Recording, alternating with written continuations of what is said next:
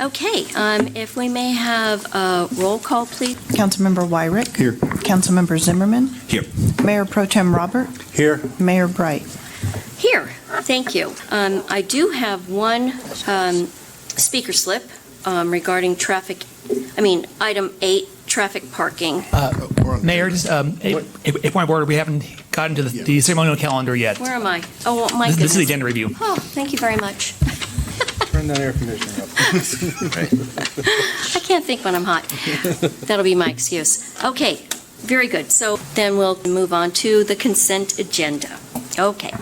So the following routine items are listed on the consent portion of the agenda are scheduled for consideration as a group. Items 6 and 7, and we'll take public comment at this point in time, and then Councilmember Wyrick, you can make your comments. Okay? Hello, Yes. This is Debbie Peterson, and I'm very happy that you have pulled these from the consent agenda because they're really critical items. I'm talking on those 6 and 7. More than doubling our water rates would be yet another perilous and damning disconnect between the decisions of this council and the best interests of this community. As you know, we're one of the poorest demographics in the county, and a little history for how it piles on.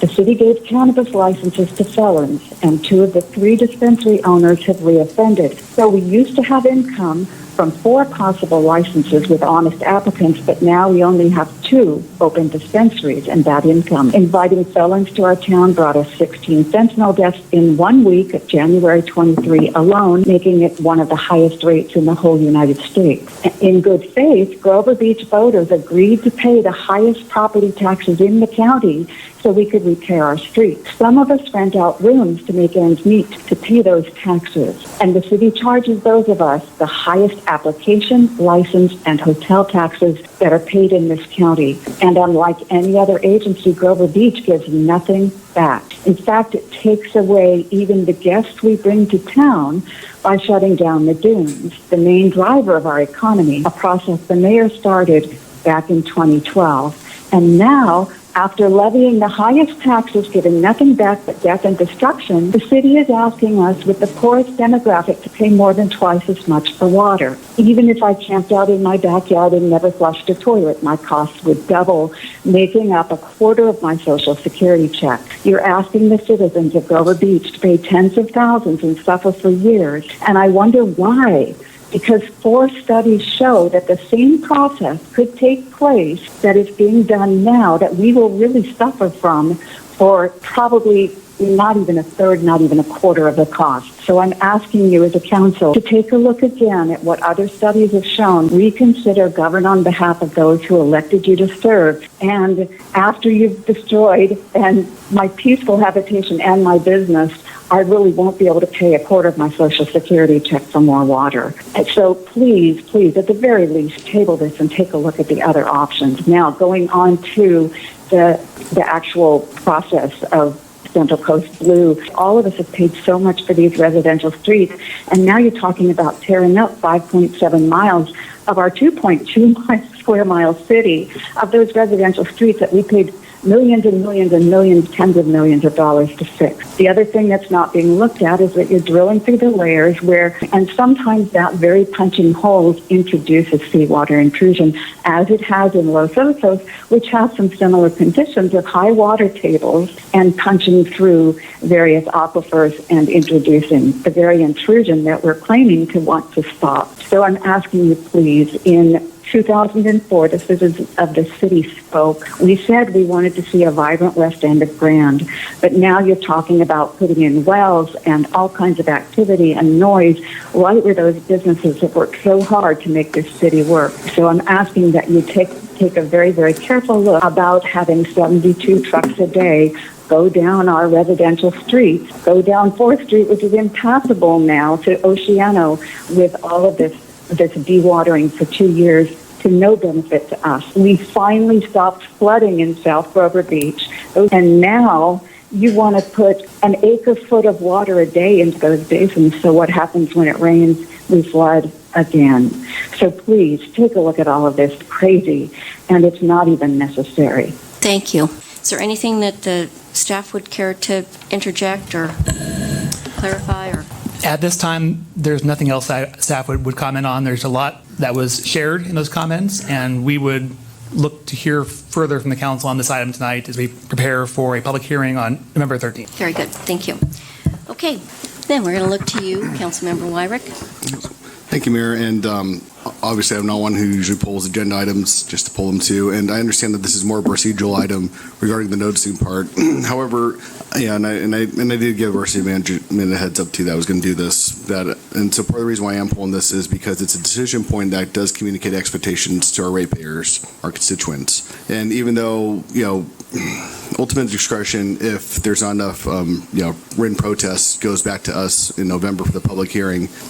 My concerns, I think you kind of saw at the special meeting when this was talked about, that I had numerous, and I wasn't comfortable then. And after talking with different constituents, since then, I'm still not comfortable with the options that have been lied upon us. And I do want to make it clear that my focus, primarily really does focus on the water increases. As a dollar amount that goes to individuals, that's the highest compared to the wastewater one. And I'm not, and as I mentioned then too, I'm not against raising rates, because things do go up. You need to pay for things too. But it was really how high it went, how quickly, and the short timeline we have really on making these decisions that go to January. So I understand the importance of water resiliency of Central Coast Blue that it could bring to our city. That's why our city council, including myself, did put on the second tier of other important goals, for our city that we adopted earlier this year. The approach of the financing level that puts the pressure on our residents, that's my issue. And one of the things I try to look for, some sort of indicators for socioeconomic, data was our city's official community survey results from 2021. And it noted people in different ranges, but one part it did note was about a third people identified as renters, which is a significant amount. And usually, if they're renting, they already have some difficulties. So this is kind of part of where my mindset goes on this. And actually, one other small but important part too is we did give direction for a Spanish version on there too. I didn't see one in the item too, so I was probably going to pull it anyway too, just to make sure that was being done and that gets sent out simultaneous if this does move forward. But my main concern is still go around that if the bottom line question is with our financial commitments we have in place, including with Central Coast Blue, is this the one size option that we're given? Is there any other flexibility too? Because we could readdress future years, but for January 1st, that's how this does come up very quickly. And it goes to my, always my, kind of like options questions of, let's assume if it did get, to do written protests at that high level too is really difficult. But if it reached that point and it didn't even come to us for a decision, what is the plan B? I mean, are we out of Central Coast Blue? What happens to the project in itself too? And so there's, that general concern as far as that if this is the only way to move forward, because of the short timelines, that's where my difficulty does lie on this still. And maybe there are no good options. That's always quite a reality too. That's hard for me to swallow. But that's the main part of why I'm pulling this one too. Obviously, the next item has its own different dynamics, but it's connected to this as well. And that's why I pulled both of them. Like I said, you heard a lot from me at the last special meeting a few weeks ago. So you're probably not too surprised that I happen to be the one who's pulling these today. Thank you. Is there any comment from staff regarding, I guess, there were a couple of major questions there, I guess. Thank you, Mayor and council members. And I did talk to Mr. Wyrick earlier today, as he mentioned. I appreciated the heads up and conversation. And we know this is a very significant proposal that is before the council, as we shared back on September 5th when we conducted a special meeting on this topic, and we had the draft report and council asked really good questions, had provided a lot of input. This is the next step of that process. And as the council member mentioned, this is really a procedural step in receiving and filing the final report and to authorize us to go forward with the Proposition 218 noticing. This is not framed as the item that will decide this, but to advance the next step of the process, which really is the pivotal step, your council's public hearing on November 13th. As part of the Proposition 218 public hearing and protest process, your council will be asked to discuss, debate, review, and ultimately take action on a rate structure that you believe makes the most sense for our community given our needs going forward. So that's why staff agendized this in the way we did. It is a procedural step that allows us to fulfill the legal requirements. For the council's reference, we do need to send out notices this week in order to make that November 13th public hearing. Otherwise, we would go beyond that. And I think the challenge with this project is we're looking at construction taking place beginning in the next 6 to 9 months, which necessitates the early January 1, 2024 start date of the rate increase. We were certainly hoping that it could be graduated. Given the cash flow needs for the project, that wasn't possible with this proposal.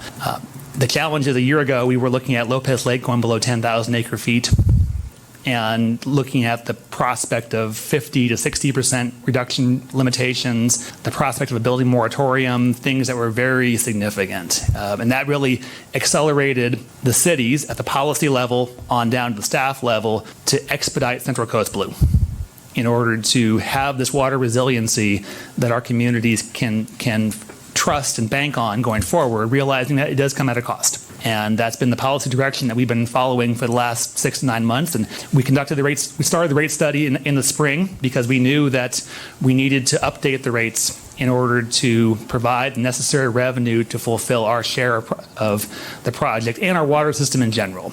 There are other needs we have. This is the largest of those needs, but there are other needs we have as well in our water and wastewater system.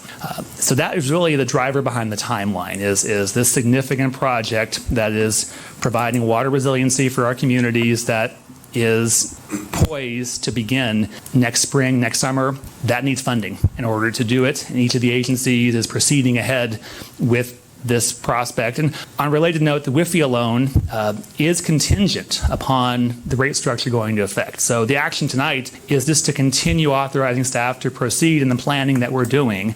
But ultimately, it's dependent upon your council's action in the rate structure. If that rate structure wasn't adopted, then the WIFIA loan would not be necessary and we wouldn't go forward. So it's all done contingent on what happens with the rate structure that goes to your council on November 13th. Thank you. And I read in the staff report that the information will go out in English and Spanish. That is correct, and we do have the notice in Spanish.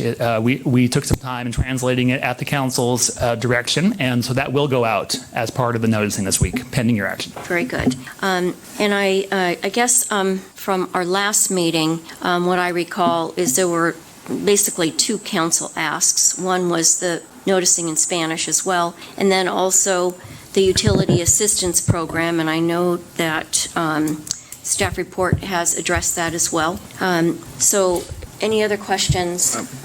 And maybe this is some for clarification in the process too, since we'll all get asked, is for the November 13th hearing, if this notification does go through from the action tonight, and let's assume there's not majority of written protests on the November 13th meeting, just because what's noticed that's been sent out, if this is approved, does the council have discretion to change the different percentages even that night too, or is it what's noticed is what ultimately we would have to vote on, and that's the only parameters we can work in?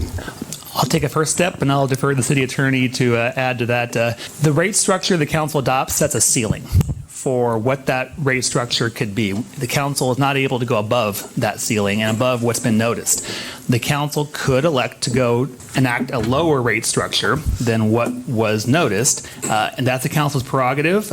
As city manager, I would be compelled to inform the council of what the financial impacts would be from a project standpoint, so that the council had that information at its disposal in considering the pros and cons of any changes to that rate structure.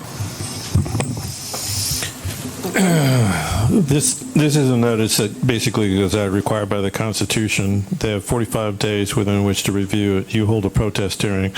That protest hearing essentially is a tabulation of the votes that you get. If you have what I call a qualified protest, you cannot proceed to go forward.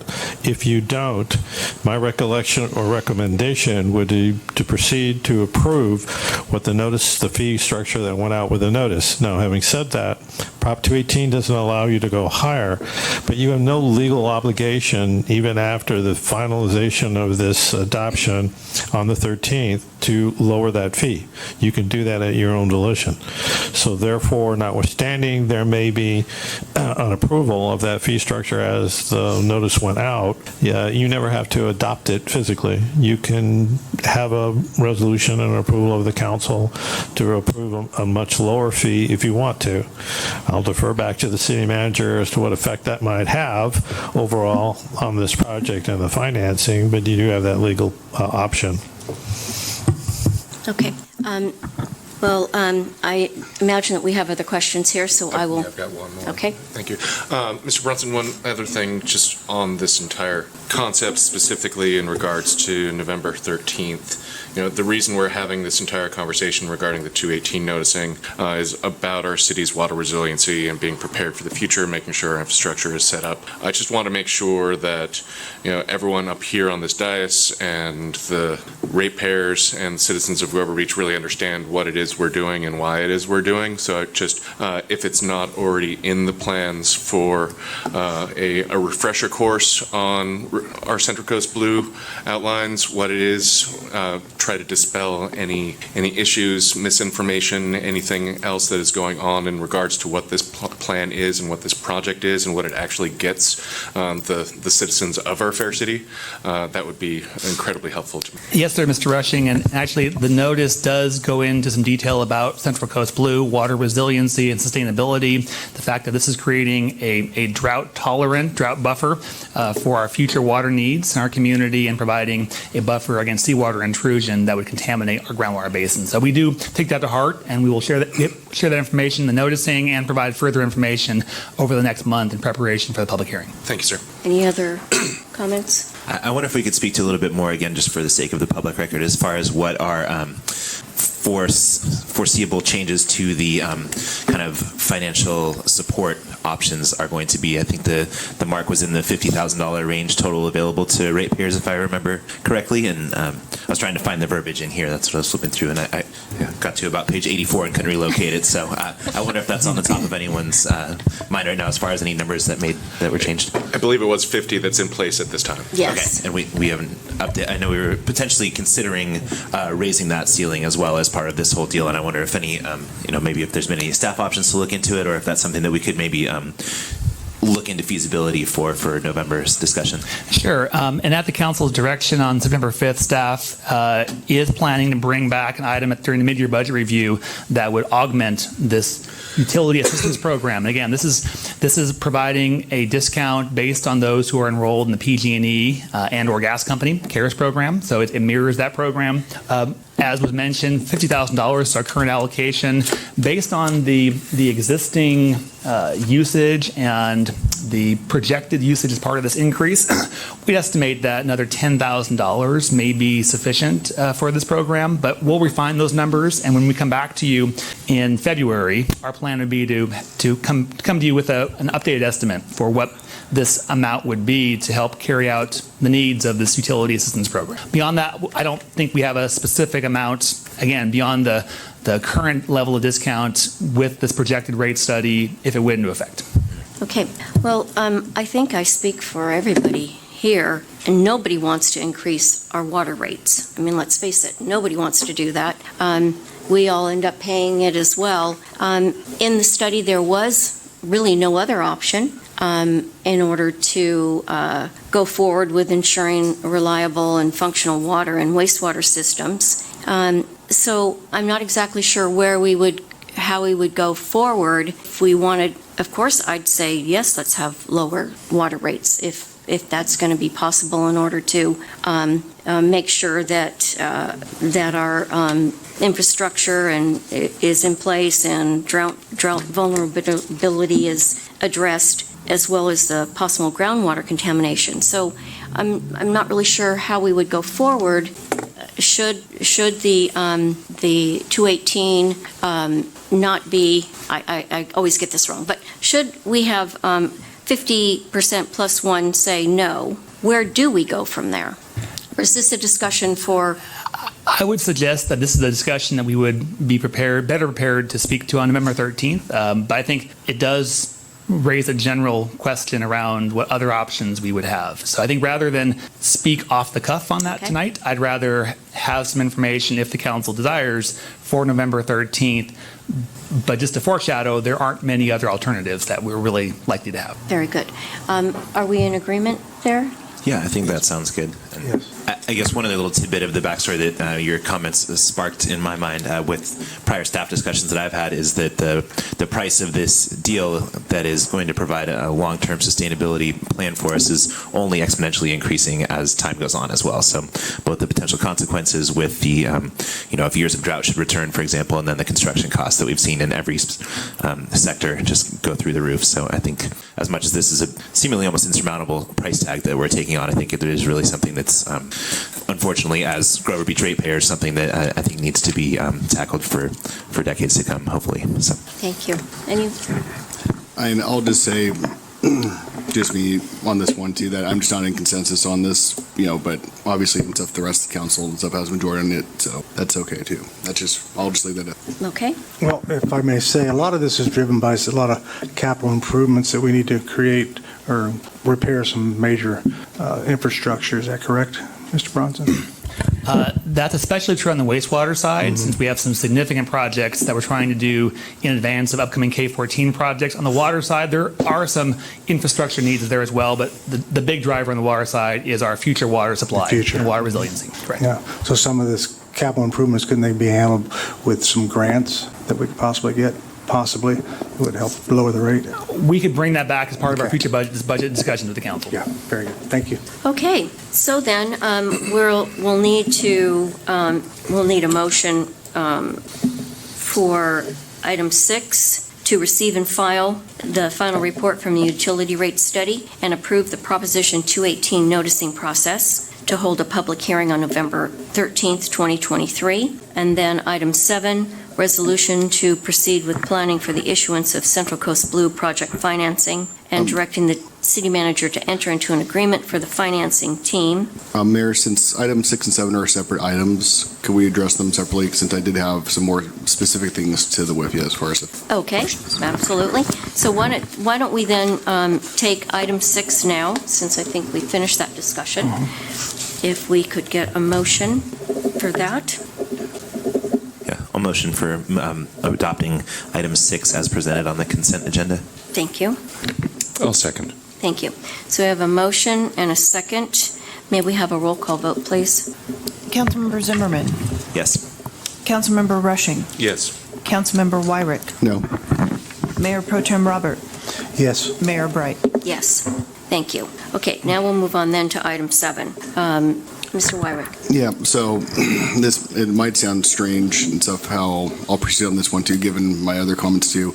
But my main issues on wanting to understand this one is because this was a huge driver related to the previous item, that I do want to make sure that, like, assuming the Prop 218 process gets completed, and even with an assumption if the November 13th meeting things it passed or not passed, to what degree are we tied financially and obligated on this? Like, for instance, like, let's say the decision we make tonight, is there a mechanism in place that if things did change or if it didn't pass, for instance, as far as the water rate increases and stuff, do we have to meet the same obligations as if we did? And the way that these applications sometimes are is, yes, we do. I mean, obviously this is plain, but as far as the execution of it, that's one thing I'd be hoping for, that decision we make to say, yes, if the revenues are there from the news sources, then it's proceed. But if not, then because obviously we don't have the extra revenue to cover this if it's not happening. And I wasn't sure because someone had brought up to me how they're like, well, you came with water rates with us a couple years ago too. How quickly is the payback on this one too, so that we don't run into a situation where we're just holding on to this loan and the payment cycle for it only becomes we have to come back in a few years too, which obviously isn't the intention of the previous item. It's to really cover pretty solid few years too. So that's where I do want to get clarity and stuff as far as how the sequencing goes on these. Okay, very good. My understanding from the staff report was that unless the funding is in place, we don't go forward. If the funding isn't adequate or we don't get the funding, we are not obligated, but I will let staff That's correct, elaborate. Mayor. The item before the council tonight is to continue authorizing us to plan for the issuance of the WIFIA loan, but the WIFIA loan would not be issued. The council would not be asked to approve an agreement unless the rate structure was adopted. So the sequencing is this item allows us to continue to move forward to proceed with an S&P rating, which is essential for the WIFIA loan, similar to what our neighboring cities are doing. We're all in tandem on this process, but no agreements, no loans will be brought to the council for approval until such time that there's a rate structure to afford them. Okay. If that was not adopted, then there would not be a WIFIA loan going forward. Very good. And should the financing agreements